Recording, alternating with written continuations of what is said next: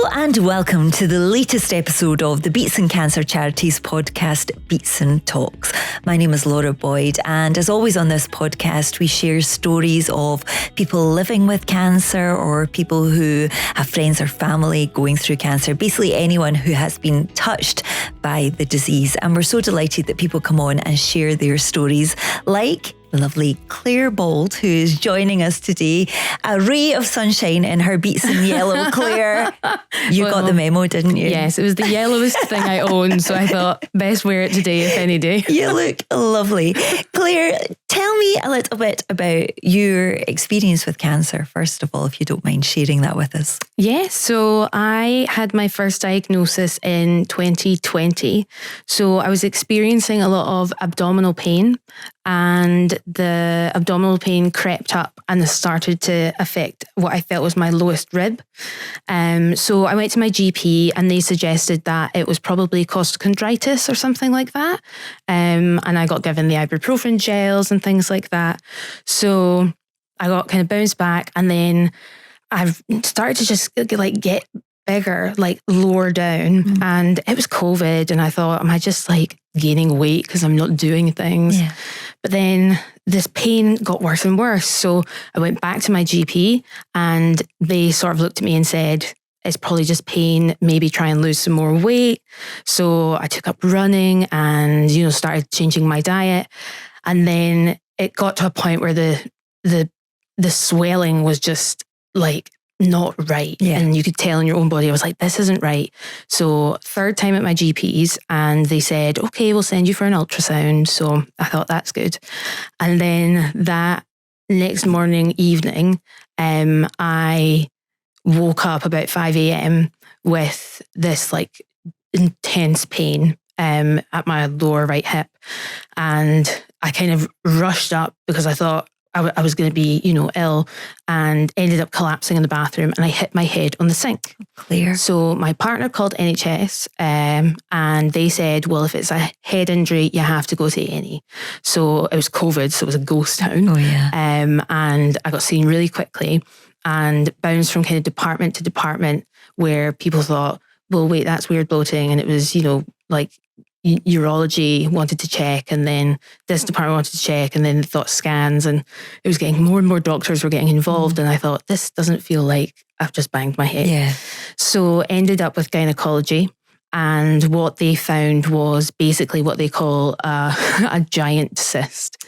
So it was about the size of a rugby ball. Oh my goodness. Yep. And I remember there was a doctor that came in and just put her like fingers exactly where it was and kind of pushed, and I could feel it moving in me. It was bizarre. Oh. So it was emergency surgery, and it turned out it was an ovarian cyst. So they drained it, it got taken away for pathology, and it came back afterwards that it was cancer. Mm. So they recommended at the time that there was no need for treatment, but I was given a preventative hysterectomy.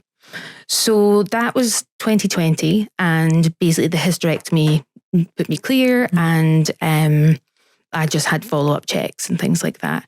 So last year, I think, I ended up getting some abdominal pains again. So I went to my consultant, and it turned out that there's some tumours that had developed attached to my abdomen and my lymph nodes. And so they said, we're going to need to try chemotherapy for this because surgery wasn't an option. Mm. The type of cancer that I have is mucinous ovarian cancer. So it's slightly rarer than a normal ovarian cancer, and there's not as much research about it. Mm-hmm. So we weren't stumbling in the dark, but it was very much they couldn't guarantee anything. Yeah.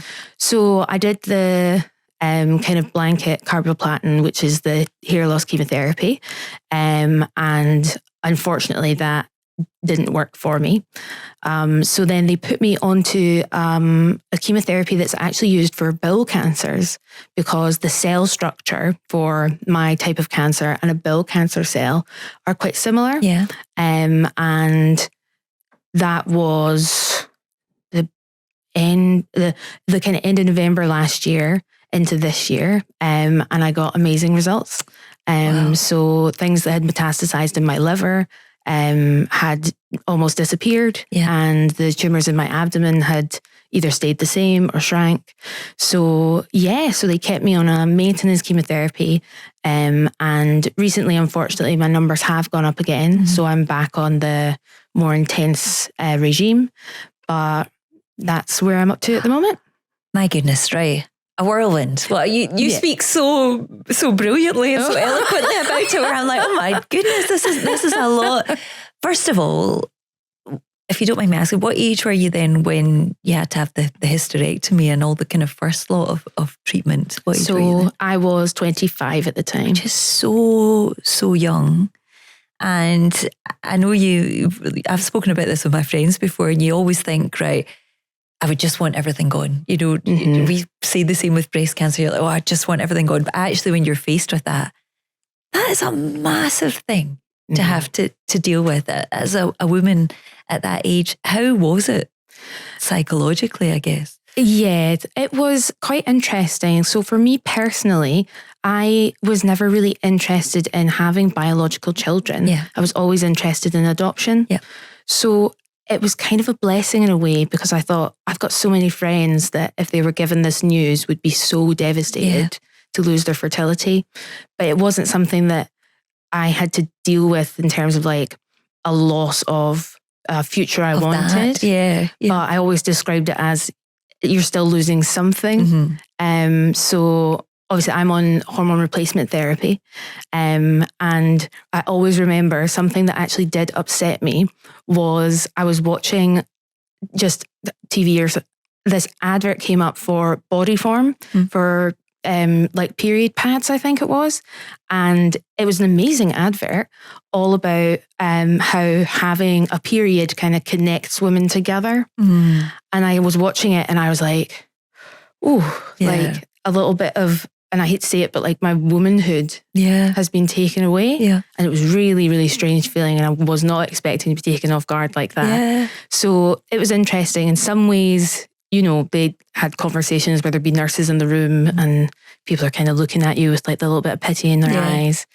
And then you say to everyone, are you all mothers in this room? And they go, yes, we're all mothers, and it would devastate us, kind of thing. So it has been difficult because it's a major operation as well.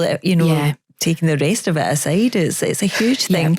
And also it is something that I think you always think of older women going through as well. I think we interviewed a girl on here who had cervical cancer and she was 27. That's what she said. She's like, I always thought it was something that older women were going through. So it's a huge thing for you to have to face.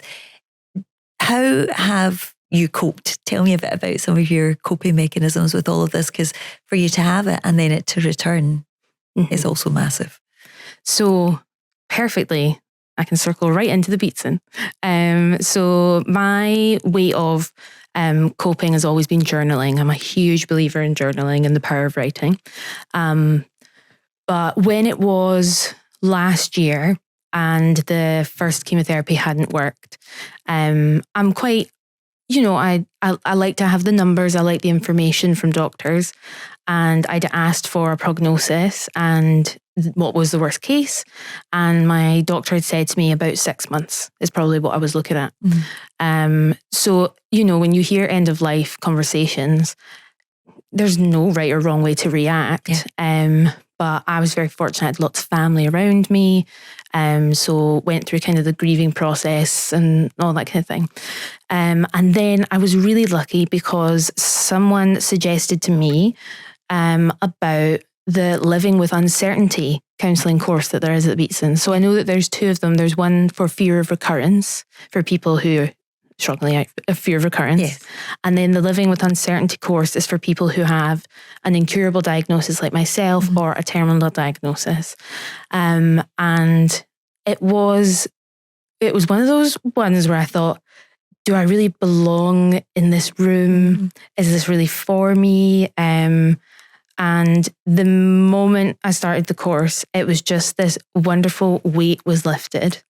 And I am a huge advocate for speaking with your family and your friends is always going to help you. But speaking with other people who have cancer, yes, it's a different ball game. Yeah. Because they understand that dark cloud that follows you around in a way that people who thankfully have not had cancer can't quite understand.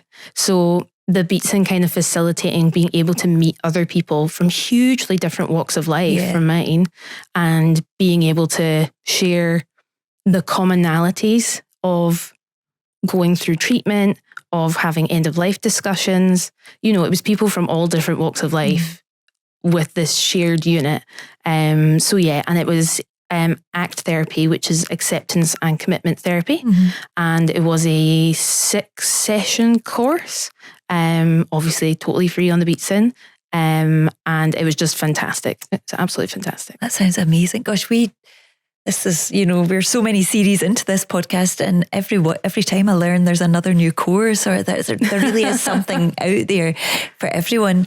And I can relate to I share everything with my family and friends, but there's something about speaking to other people going through cancer, because in part you kind of want to protect your family and friends a bit, don't you? Yeah. You don't want to show that kind of real sadness and vulnerable side as such. But yeah, but also having that understanding must have been amazing. Have you kept in touch with people on the course? Yes, which is quite nice. I didn't say to them I was coming on the podcast because I thought I'll wait until afterwards. I'm too nervous to say. And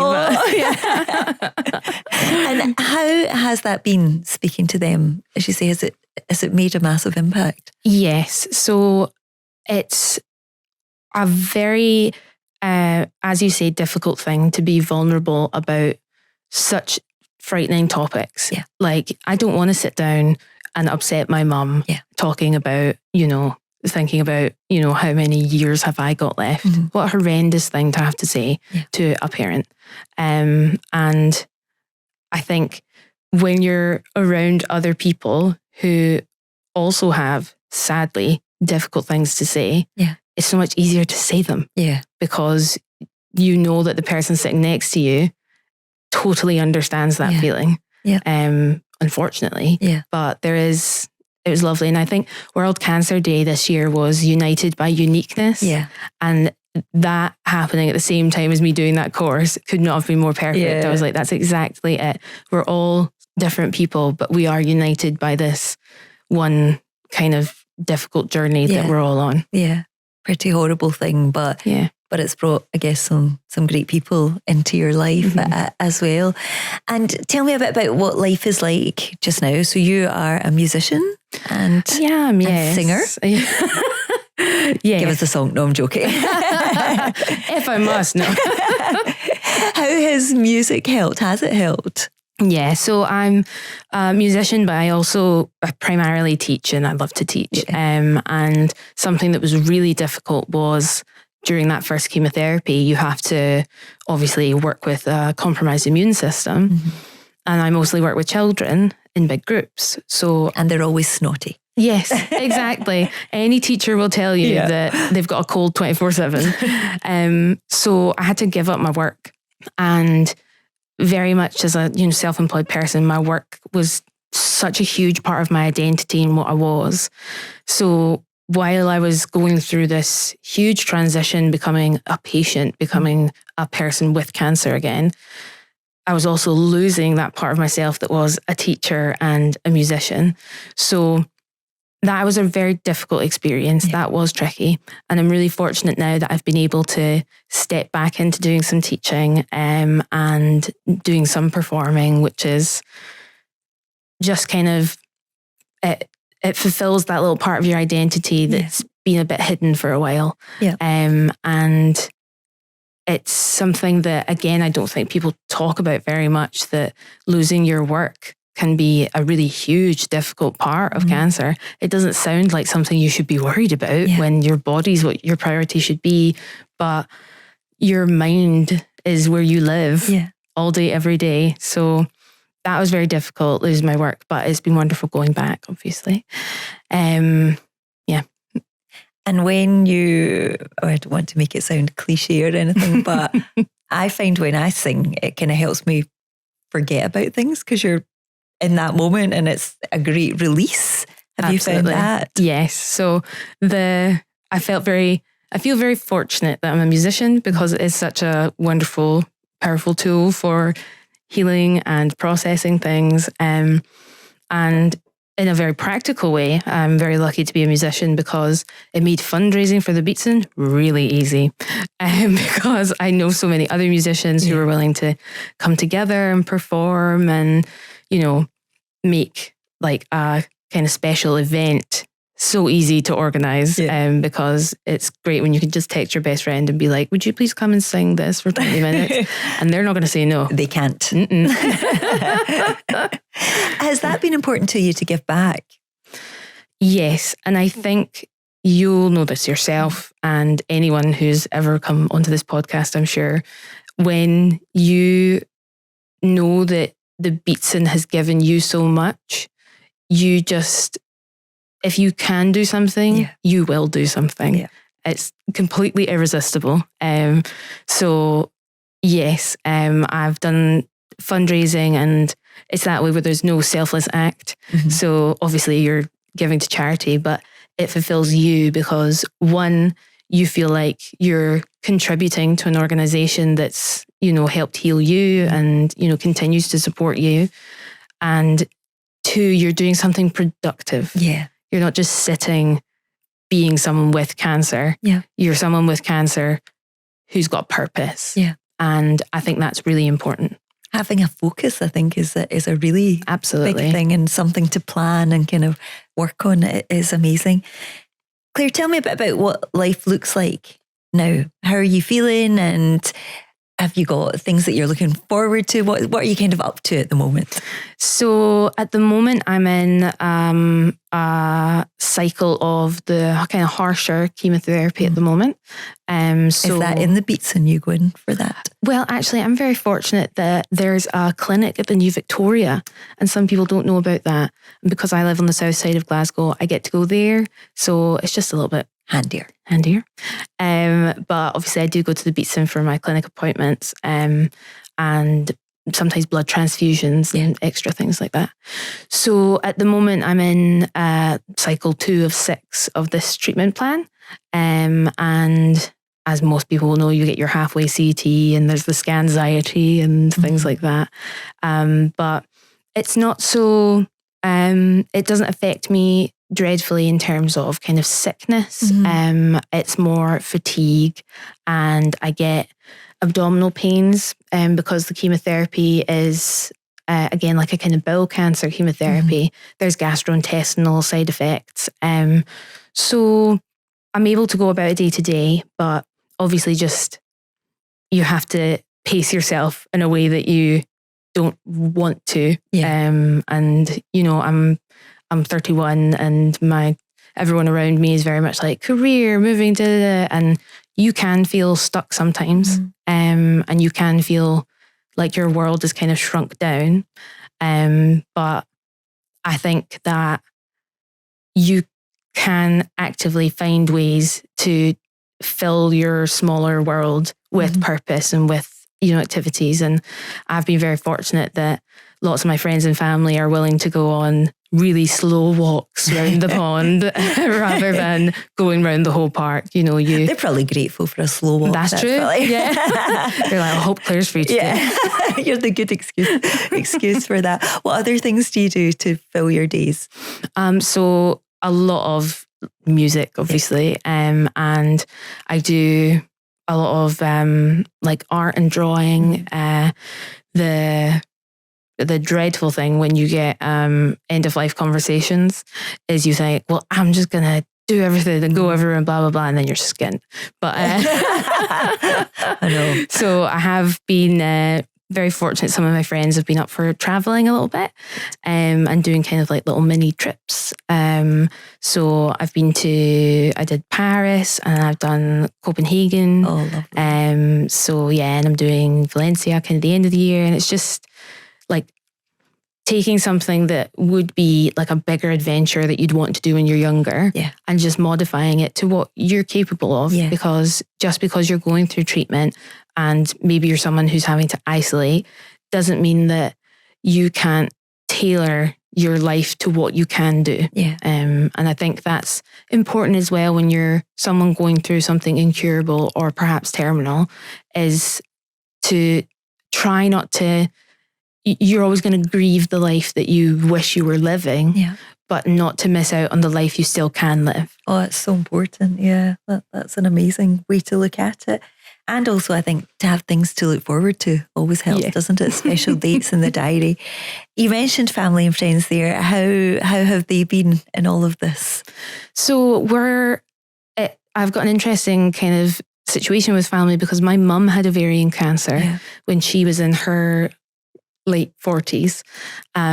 But there's no genetic link. I was going to ask, is it hereditary or no? No. So not her fault. But at that time, she went through chemotherapy, lost, hair loss, and then had a hysterectomy. So our experiences have been so parallel. I think it's probably been really difficult for her to know exactly what I'm going through, but it's been really helpful for me because she knows exactly what I'm going through. And I have a maternal aunt who had breast cancer around the same time. So I already knew about the Beatson and I knew about treatment and things. So our family was used to having those kind of conversations. It was less of a wall to jump over. Certainly, obviously, everyone's still shocked because I was younger. I'm very fortunate. I've got an older sister who I'm very, very close with. So I've got a lovely kind of little knit family. And my dad, I haven't mentioned my dad. Dad's good too. Who, we've kind of been through this kind of experience before. So rallying together again has been very comfortable in this kind of topic. And friends, have they been great? Yeah, I always say that when you go through something difficult, you find out who steps up to the plate when it's hard. And I have been so fortunate to have the people that have stepped up the way that they had. Friends that weren't afraid of having the hard conversations and made it easier for me to have those difficult conversations. People that I always say people that will double, triple text you because you're in bed and you're too tired to look at your phone. But the message comes through and you're like, oh, I feel remembered and I feel like I'm not disappearing from people's lives and things. Those are your like golden egg people. And I'm very fortunate to have good friends in my life who, if I talk about it anymore, I'll probably cry. I'm sure they feel very fortunate to have you as well. You are absolutely amazing. For anyone who's listening to this podcast, Clare, who's diagnosed with any type of cancer, and it doesn't matter what it is, you hear that word and it's terrifying, isn't it? What would you say to them? And, in terms of things that have helped you cope, we've kind of touched on, but what would you say to anyone in terms of maybe things they can turn to or using the Beatson? Certainly, it's kind of taking everything that's in front of you, isn't it? And making the most of it. Yes. I would say that, first of all, I'm a huge advocate for speaking to other people who are going through cancer. Because as I say, you've got that special lens that you're looking through that gives you that insight into the fear and the worry and all the complications in your life. So I would say speak to people who have cancer, speak to your family and friends as much as you can and as openly as you can, because something that I did a little bit of, I would admit, is hiding truths from people to spare their feelings. But when you do that, you deny yourself the support of others. And that's what you need. So I would say to somebody, it's okay to become like the center of the attention. Because it's not about being center of attention. It's about allowing people to support you. And that's not wrong and that's not selfish. That's what you need. It's what needed, And that's what other people need as well. It helps the people around you. It really does, when you let them help. So I would say that. And I would say that pick up every leaflet you can in that foyer. Go up to the Maggie Centre, pick up all their leaflets. I would mention as well that there's the Calman Centre at the Beatson now. So that's something that's pretty new. It's for outpatients, and they do not spa treatments, but Reiki and things. Yes, there's Reiki, there's massages. They do like nails and things. I've had issues with, what's the word? Neuropathy in my hands and in my feet. And they do, obviously they're trained, to deal with people who are going through treatments. And that's been a huge help, because there's been times where, the pain's been really bad and I've not been able to walk properly. So the Calman Centre is wonderful. The Wellbeing Centre, you must go to the Wellbeing Centre. It's so good. Yeah. It's the best. Yeah. And yeah, I would say just don't be afraid to take advantage of the support you deserve, because you are going through something really difficult. And there's a reason why there are cancer charities. There's a reason why the Beatson exists, and it's trying to support everyone. It's because you deserve it. Yeah. So take advantage of courses and, centres and treatments and support groups and exercise classes. There's yoga. That's what I would say. I would say don't be afraid to take the help that there is. Yeah. Claire, you're truly amazing. You were saying you were nervous about coming on here. I'm still nervous. You're not, well, you would never ever know. You have spoken so beautifully, and I know your advice will help so many others. Are you going to do a concert or something we can come and see soon? Absolutely. Excellent. I will be there. Keep me a ticket. You're brilliant. And I wish you every luck with the future, and enjoy every moment. And thank you so much for joining us. If you have been affected by any of the stories today, or would like to find out more information or listen to more of our podcasts, then please visit beatsoncancercharity.org